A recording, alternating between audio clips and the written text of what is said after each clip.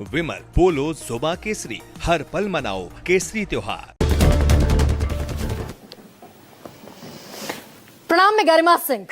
सबसे बड़ा सवाल मैं आज फिर बात करने वाली हूं एसआईआर की, यानी चुनाव आयोग के स्पेशल इंटेंसिव रिवीजन की, जो पूरे देश में होना है। ये चुनाव आयोग ने घोषणा कर दी है और चुनाव आयोग दरअसल ये कह रहा है कि इकलौती यही प्रक्रिया है जिसके जरिए पूरे देश में शुद्धतम प्योरेस्ट वोटर लिस्ट बन सकती है।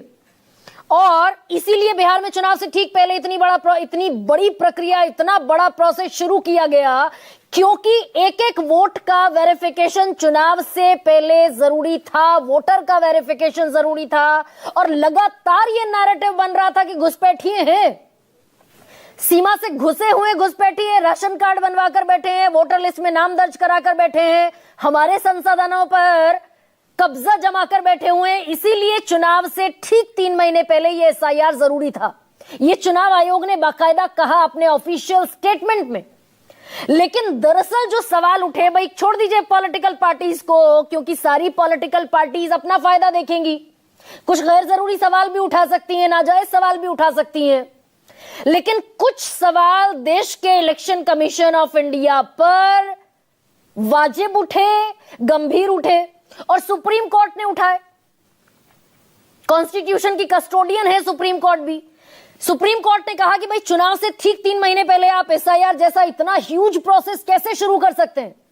आप दरअसल वो कागजात लोगों से कैसे मांग सकते हैं जो लोगों के पास है ही नहीं? सुप्रीम कोर्ट ने कहा कि आधार स्वीकार कीजिए, वोटर आईडी कार्ड जो आप ही ने इशू किया है, भाई आप ही का वैलिड डॉक्यूमेंट है, उसको तो मानिए। चुनाव आयोग ने मना कर दिया कि हम दरअसल नागरिकता की पहचान करेंगे, कौन सिटीजन है कौन नहीं है। सुप्रीम कोर्ट ने कहा यह आपका काम ही नहीं है, this is not your forte. नहीं माना चुनाव आयोग। और मैं दरअसल वो तारीख आज देख रही थी कि भाई कहां जाकर सुप्रीम कोर्ट के बार बार ताकीद करने के बावजूद कहां जाकर सुप्रीम कोर्ट की बात को माना चुनाव आयोग ने। 10 जुलाई को कहा, 28 जुलाई को कहा, 14 अगस्त को कहा, 22 अगस्त को कहा और फिर 8 सितंबर को 2 महीने बाद चुनाव आयोग ने कहा कि चलिए ठीक है, बिहार में अब आप आधार कार्ड जमा कर दीजिए। तब तक एसआईआर की इस इंटेंसिव रिवीजन की, स्पेशल इंटेंसिव रिवीजन की पूरी प्रोसेस ऑलमोस्ट खत्म हो गई थी। अब सवाल जो मैं उठाती रही पूरे दरमियान, ये भी मैंने उठाया, भाई अगर आप एक एक वोटर को वेरिफिकेशन करने घर गए हैं, उसके दरवाजे पर गए हैं, तो ये मुजफ्फरपुर में, जमुई में बल्क में वोटर कहां से निकल आए? एक घर में 250 वोट। केंद्रीय मंत्री गिरिराज सिंह जिस व्यक्ति के श्राद्ध में गए 1 साल पहले, जिसकी मृत्यु हुई, उसे आपने चुनाव आयोग ने वोटर लिस्ट में जिंदा बता दिया। जिन लोगों को चुनाव आयोग ने मृत बताया कि भाई ये मर गए हैं, डिजीज है, मृत्यु हो गई है इनकी, उन्हें योगेंद्र यादव सुप्रीम कोर्ट में उठा लाए कि ये खड़े वो जिंदा लोग। तो सवाल दरअसल कुछ वैलिड भी पूछे गए और सबसे वैलिड सवाल ये कि क्या चुनाव आयोग ने आज तक, पूरा इलेक्शन बीत गया, एसआईआर हो गया बिहार में, चुनाव आयोग ने बताया कि कितने घुसपैठिए थे जो बांग्लादेश से, म्यांमार से इन्फिल्ट्रेट करके सीमा में दाखिल होकर घुसे हुए थे? आज तक वो डेटा नहीं है हमारे पास। अब लेकिन बवाल और ज्यादा बढ़ने वाला है क्या? और मैं ये इसलिए कह रही हूं क्योंकि 2 बड़े राज्यों में चुनाव होने, 2026 की शुरुआत में बंगाल में चुनाव होंगे। ममता बनर्जी खूंटा गाड़कर बैठ गई हैं और बताने वाली हूं आगे कि चुनाव आयोग को जो चिट्ठी उन्होंने लिखी उसमें क्या लिखा है। दूसरी तरफ उत्तर प्रदेश में चुनाव होने। बंगाल एक ऐसा स्टेट है जहां लोकसभा चुनाव में दरअसल शिकस्त मिलती दिखी थी भारतीय जनता पार्टी को। 18 सांसद से 12 रह गए थे, 4 सांसदों की कमी, 6 सांसदों की डिफीट तो वहां हुई पश्चिम बंगाल में। बीजेपी के लिए बुरा रहा पश्चिम बंगाल का चुनाव। उत्तर प्रदेश में तो तकरीबन दरअसल ऑक्सीजन खत्म हो गई भारतीय जनता पार्टी की।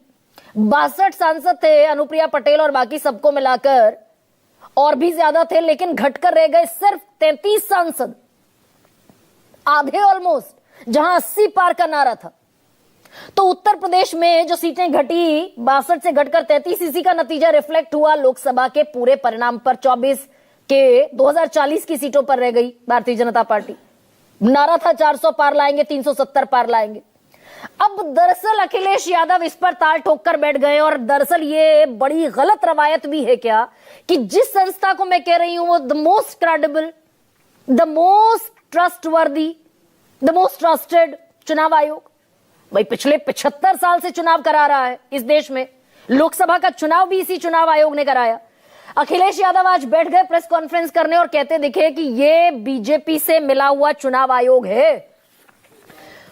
और बड़ी ताल ठोककर अखिलेश यादव ने कहा कि प्लानिंग ये है, बीजेपी, चुनाव आयोग, सरकार, अधिकारी सब मिलकर एसआईआर का बहाना बनाकर उत्तर प्रदेश की विधानसभा सीटों पर, उन विधानसभा सीटों पर जहां पिछली बार इंडिया गठबंधन ने जीत हासिल की थी 2024 में, उन पर 50,000 से ज्यादा वोट कैंसिल करेंगे। बिल्कुल सीधा और दरअसल सपाट ये आरोप लगाते हुए देखे अखिलेश यादव। हर विधानसभा से, जीती हुई विधानसभा से इंडिया गठबंधन की 50,000 वोट कैंसिल होंगे। बीजेपी ने चुनाव आयोग से मिलकर बड़ी तैयारी की है। अब ये वो बीजेपी नहीं है जो पहले वाली बीजेपी थी, और ये पश्चिम बंगाल और उत्तर प्रदेश को लेकर बड़े लेवल पर चुनाव आयोग तैयारी कर रहा है भारतीय जनता पार्टी के साथ मिलकर।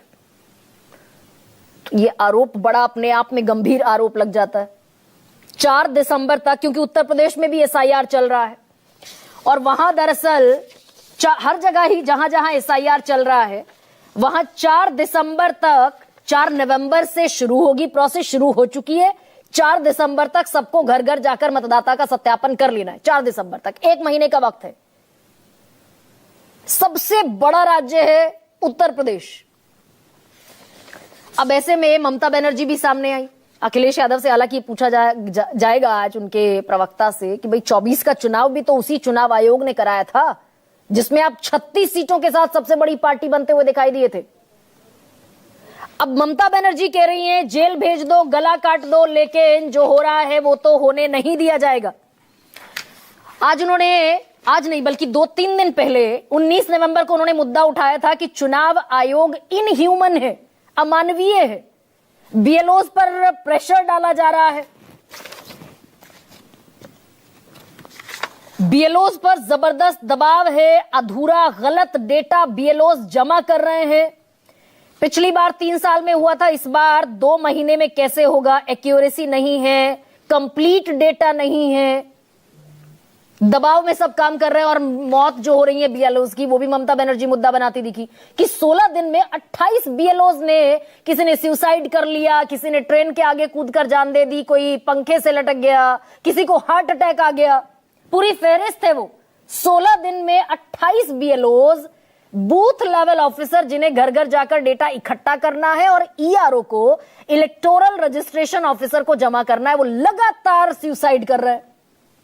ये ममता बनर्जी कह रही है कि यहां फसलें कट रही हैं, रबी की फसल बोई जानी है, किसान खेतों में हैं, तो क्यों आप इस समय पर एसआईआर तानकर खड़े हो गए हैं चुनाव आयोग को? ममता बनर्जी कह रही हैं इसको इमीडिएट बंद कीजिए। और दरअसल इसी में जुड़ जाती है एक और खबर भी। वित्त मंत्री निर्मला सीतारमण केंद्रीय कैबिनेट में है, नरेंद्र मोदी की कैबिनेट में वित्त मंत्री हैं बड़े लंबे वक्त से। उनके पति हैं निर्मला सीतारमण के परकला प्रभाकर, इस देश के रेनाउंड अर्थशास्त्री भी हैं, बहुत शानदार इकोनॉमिस्ट उन्हें माना जाता है। उन्होंने बिहार के पूरे जनादेश पर सवाल खड़ा कर दिया है। अब दरअसल क्योंकि सत्ता पक्ष कह रहा था कि भाई एसआईआर तो इनका मुद्दा चला नहीं, पिट गए ये लोग, धज्जियां उड़ गई इनकी, 35 पर सिमट गए। 14 तारीख जिस दिन रिजल्ट आया बिहार का, देश के प्रधानमंत्री ने कहा ये एसआईआर पर भी सहमति है बिहार के युवाओं की, बिहार के मतदाताओं की, बिहार की महिलाओं की। दे बैक्ड इट। अमित शाह ने कहा कि अपने दम पर हम सारे घुसपैठियों को बाहर निकालेंगे, पूरे देश में होगा एसआईआर। दुर्भाग्य से कुछ राजनीतिक दल घुसपैठियों को खत्म करने के अभियान को कमजोर करने की कोशिश कर रहे थे।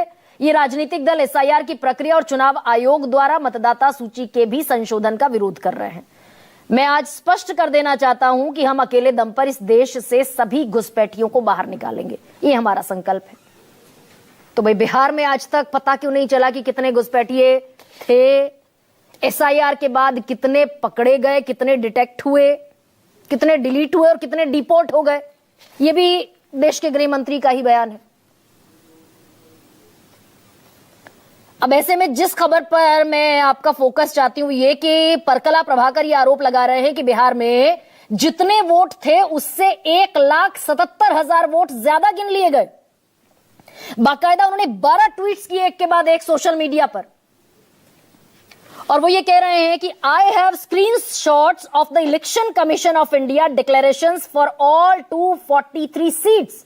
बिहार की जितनी विधानसभाएं हैं उस पर इलेक्शन कमीशन ऑफ इंडिया ने जो डिक्लेरेशन दिया है, मेरे पास सबके स्क्रीनशॉट्स हैं कि वोटर थे 7,45,26,858, वोट हुआ 5,29,880 और वोट काउंट हो गए 5,02,07,553। 1,77,000 ज्यादा वोट गिन लिए गए बिहार में। ये निर्मला सीतारमण के पति कह रहे हैं। तो यही समझने की कोशिश करेंगे कि भाई इस देश का कॉन्स्टिट्यूशनल संवैधानिक ताना बाना इतना मजबूत है। भाई सारा विपक्ष झूठ बोल रहा है, राहुल गांधी झूठ बोल रहे हैं, और झूठ बोल रहे हैं तो अभी तक खुले क्यों घूम रहे हैं?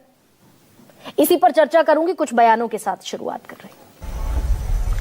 कुछ राजनीतिक दल एक घुसपैठिया हटाओ का जो अभियान है इसको निर्बल करने में लगे हैं, और वो राजनीतिक दल चुनाव आयोग द्वारा जो एसआईआर की प्रक्रिया चल रही है, मतदाता सूची का शुद्धिकरण जो चल रहा है, इसका खिलाफत कर रहे हैं।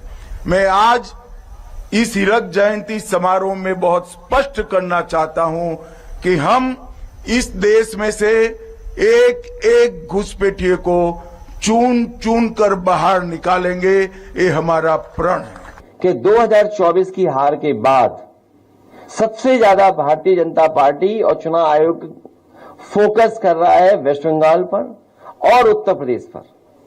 उनकी सरकार, उनके अधिकारी और चुनाव आयोग मिलकर के ये तैयारी कर रहे हैं कि 2024 में जिन विधानसभाओं में समाजवादी पार्टी जीती है, इंडिया गठबंधन जीता है, उन विधानसभाओं में 50,000 से ज्यादा वोट काट दिया जाए एसआईआर के बहाने। 2001 का इलेक्शन के बाद जब एसआईआर हुआ था तो 2 बरस टाइम लगा था। अभी क्या है, सामने इलेक्शन है, उसके लिए ये पॉलिटिकली मोटिवेटेड वे से इलेक्शन कमीशन को इन्फ्लुएंस करके ये वो लोग कर रहे हैं। अब ऐसे में आज का सबसे बड़ा सवाल आपके सामने रखते हैं। एसआईआर का क्लेश 25 में बिहार अभी गुजरा है, 26 में बंगाल और 27 में उत्तर प्रदेश। और दूसरा सबसे बड़ा सवाल वोट चोरी पर राहुल के साथ अखिलेश, ममता, विपक्ष की एकता।